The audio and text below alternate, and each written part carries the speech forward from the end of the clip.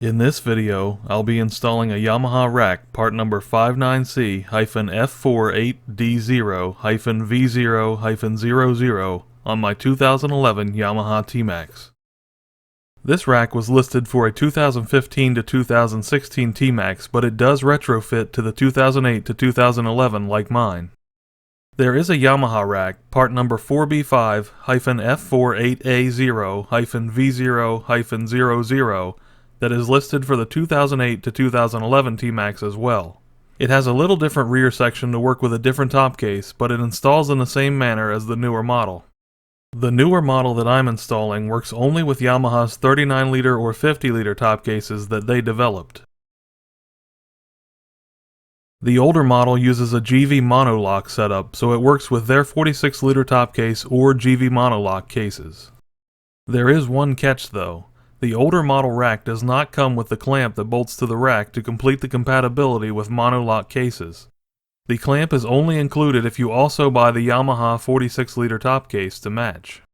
I did find a clamp listed by GV as being for mono key and emailed them to ask if they had one for the monolock cases. Their rep told me that the Z124 mono key clamp could be used. I can't tell you with certainty that it will bolt on to the Yamaha rack and work for the monolock cases, but if you are interested in the older rack and not the Yamaha case, I would research that option more. With that info out of the way, let's get to the install. Begin by opening the seat so you can access the 4 rubber bolt covers for the stock grab bars. I used a small flat screwdriver to gently pry them up so I could remove them. Be careful not to damage any paint. With the covers removed, you should be able to see 2 bolts for each grab bar. Loosen and remove the bolts with a 5mm Allen key, and their bushings and the grab bars can be removed.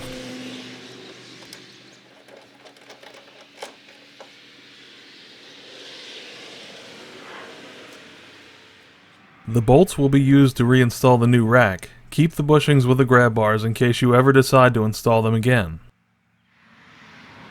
Next, the rear top panel needs to be removed. There is one push rivet on each side of the front panel near the seat struts.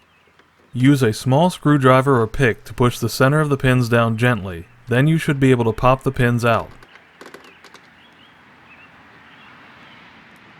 The rear of the panel needs to be pulled back and up at the same time until it clears the posts on top of the taillight as shown.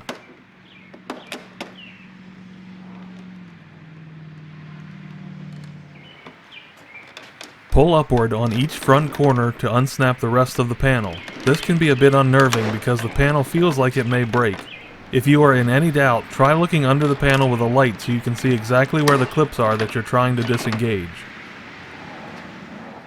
After the panel is off, remove the Allen bolt in this bracket. It won't be reused with the new rack, but keep it in with the other parts for the stock grab bars. Now a hole needs to be drilled in the rear panel because the rack uses the bracket below it for an extra mounting point. If you look at the rear side of the panel, you should see a circle indicating where the hole needs to be made.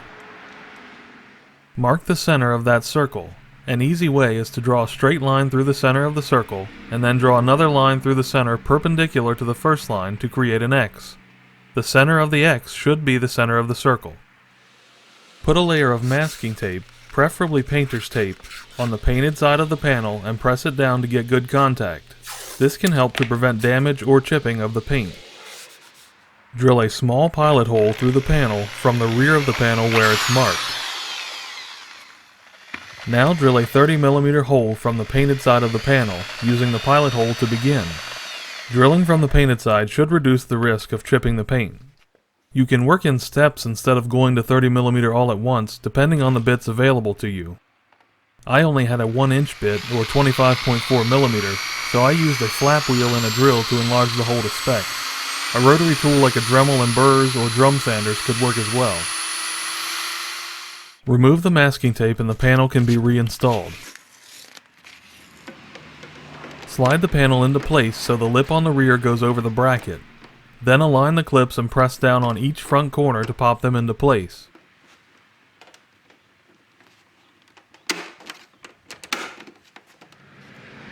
Pull the rear of the panel up and out until you can get it down over the tabs on the top of the taillight. Then press down on the top to seat the remaining tabs. Now the push rivets need to be reinstalled into the front of the panel. Push the pin up so that it sits above the top of the rivet. Insert the rivet into the hole and then push the pin down so it's flush to lock the rivets into place. Put the new rack into place around the seat so the sides go where the old grab bars were, being careful not to scratch your paint in the process.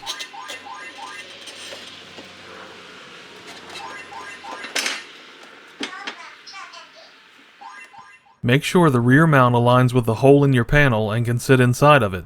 If it doesn't, you may have made the hole too small or off-center and the panel will need to be removed to remedy the problem.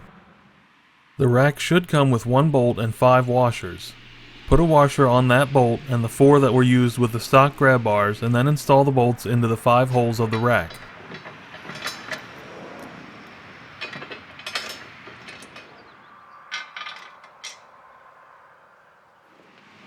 Get them all finger tight and then torque each bolt to 11.4 foot-pounds or 137 inch-pounds.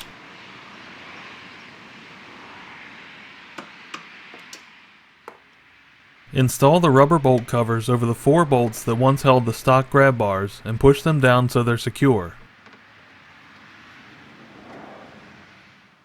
Now you can close the seat and your new rack should be ready for a top case. Please like, share, and subscribe for more, and thank you for watching.